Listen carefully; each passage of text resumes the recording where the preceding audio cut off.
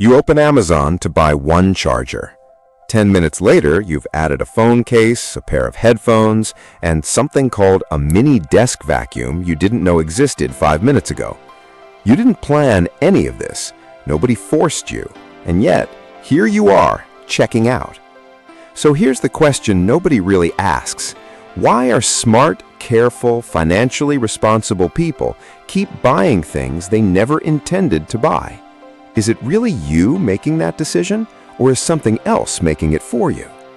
By the end of this video, you'll understand exactly how your brain decides to spend money before you're even aware you've decided, and how entire industries have learned to pull that trigger on command. The everyday trap. Supermarket checkout line, candy racks, a phone lighting up with a food delivery notification. It shows up everywhere. The candy bar you grab at the checkout line even though you walked in for milk, the 1 a.m. food delivery order after a stressful day, the 24-hour flash sale banner that makes you buy a jacket you'll never wear, the game skin you didn't need but somehow felt like you did. None of these purchases were on your list, none of them were planned, and almost everyone has done at least one of them this month. This isn't a story about a few careless people. It's a story about how the human brain was built long before credit cards, apps, and one-click checkout existed. What is impulse buying actually? Psychologists draw a clear line between two kinds of purchases.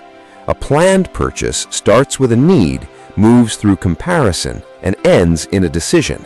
An impulse purchase skips almost all of that. It starts with a feeling, and the decision happens before the thinking does. And here's the part that surprises people.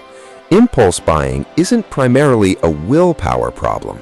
Framing it that way as simple weakness misses what's actually happening in the brain. It's not that impulsive spenders lack discipline while everyone else has some kind of immunity. It's that certain situations, environments, and emotional states can override deliberate thinking in anyone given the right conditions. Understanding those conditions is the real story. The psychology behind the purchase. To understand impulse buying, we have to start with dopamine, and most people have the wrong idea about what it actually does. Dopamine isn't the pleasure chemical. That's the popular version, but neuroscience tells a more interesting story. In the 1990s, neuroscientist Wolfram Schultz ran a now famous series of experiments recording individual dopamine neurons in monkeys.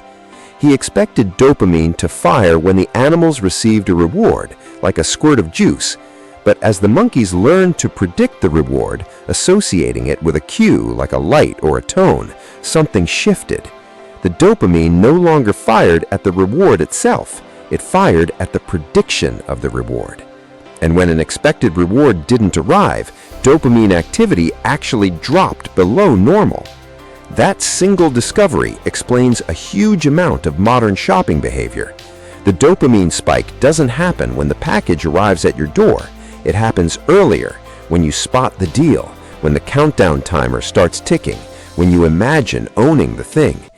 The anticipation is often more chemically rewarding than the purchase itself. That's why the thrill fades so fast once the box actually shows up. Layer emotion on top of that mechanism, and impulse buying becomes almost inevitable.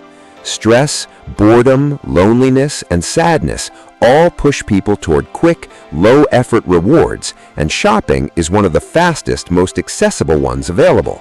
A stressful day at work becomes a late-night cart of things that felt urgent at 11 p.m. and pointless by morning. This isn't a coincidence. It's the brain reaching for the nearest available dopamine cue to regulate an uncomfortable feeling. Over time, this can turn into a habit loop, a trigger, boredom, a notification, a bad mood, a routine, opening a shopping app, and a reward, that small hit of anticipation. Repeat that loop enough times and it stops feeling like a decision at all.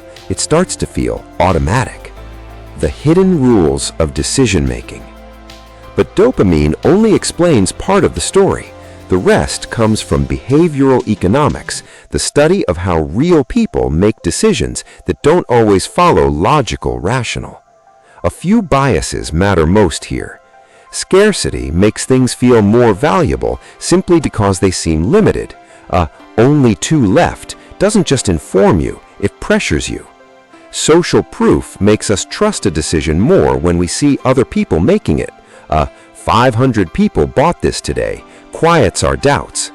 Loss aversion, a concept central to the prospect theory developed by psychologists Daniel Kahneman and Amos Tversky, describes how the pain of losing something tends to feel stronger than the pleasure of gaining something of equal value. Retailers exploit this constantly. A deal that expires tonight isn't framed as an opportunity to gain, it's framed as something you're about to lose. Anchoring shapes how we judge a price based on the first number we see. Crossed out $199 next to a $79 makes the second number feel like a bargain, even if $79 was the real price all along. And decision fatigue, the idea that the quality of our choices declines the more choices we've already made, explains why we're far more likely to grab a candy bar at the end of a long grocery trip than at the beginning of one. None of these tricks work because people are foolish. They work because they're built into how human judgment operates under normal, everyday conditions. How companies engineer the impulse. Here's where it gets uncomfortable. None of this is accidental. Modern e-commerce platforms are built by teams whose only job is to shorten the distance between I saw it and I bought it. One-click checkout removes the natural pause where second thoughts usually happen. Personalized recommendation engines learn your specific weaknesses and resurface them at the perfect moment. Countdown timers and only two left labels manufacture artificial scarcity even when warehouses are fully stocked. Fast fashion platforms lean on constant novelty. New items appear so frequently that browsing itself becomes a source of dopamine, independent of whether you buy anything. Mobile games use limited-time offers and loot box-style purchases to trigger the same anticipation loop Schultz observed in the lab, just translated into in-game currency.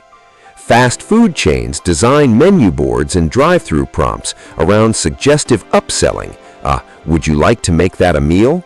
Timed for the moment your guard is lowest. None of these techniques rely on deception in the legal sense. They rely on a much more effective strategy, understanding human psychology better than most humans understand it themselves. Why some people spend more than others. It isn't a matter of intelligence. Sleep deprivation weakens the prefrontal cortex, the brain region responsible for weighing long-term consequences, making impulsive choices more likely. Chronic stress does something similar, shifting decision-making towards faster, more emotional processing. Heavy social media use increases exposure to advertising and social comparison, both of which are known triggers for emotional spending. Personality traits, income volatility, age, and even the layout of the store or app someone uses all shift the odds. In other words, impulse buying isn't a personal failing, it's a predictable outcome of biology meeting environment. The hidden cost. The receipt is never the real price. Impulse spending compounds quietly, a little debt here, a returned item there, a closet of things bought for a feeling that vanished by the next morning. Buyer's remorse is common precisely because the purchase was never really about the object. It was about relieving a feeling in the moment. Once the feeling passes, the object often becomes clutter, a small physical reminder of a decision made by an emotional brain rather than a deliberate one. Multiply that across months and years, and the cost isn't just financial. It's the slow erosion of financial freedom and sometimes of self-trust. None of this means you're powerless. It means the fight has to happen on the right battlefield. The 24-hour rule works because it interrupts the anticipation loop. By the time the timer runs out, the dopamine spike has usually faded, and you're left with the actual, rational value of the item. Shopping with a list works because it forces planned decision-making before you ever enter an environment engineered for impulse. Deleting saved payment methods reintroduces friction, the exact thing one-click checkout was designed to remove. Turning off shopping notifications removes the external triggers that start the habit loop in the first place. And replacing emotional shopping with another quick, accessible reward, a short walk, a call to a friend, even just naming the emotion you're feeling, gives your brain an alternative way to regulate the feeling that doesn't cost you anything.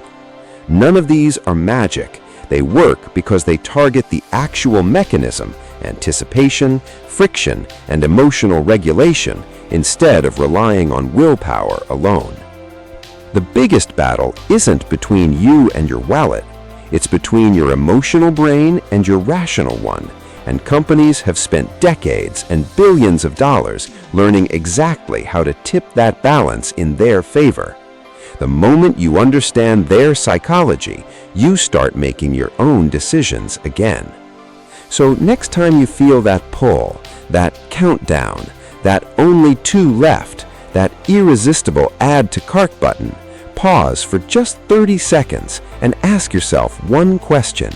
Am I buying this because I truly need it, or because someone successfully triggered my emotions?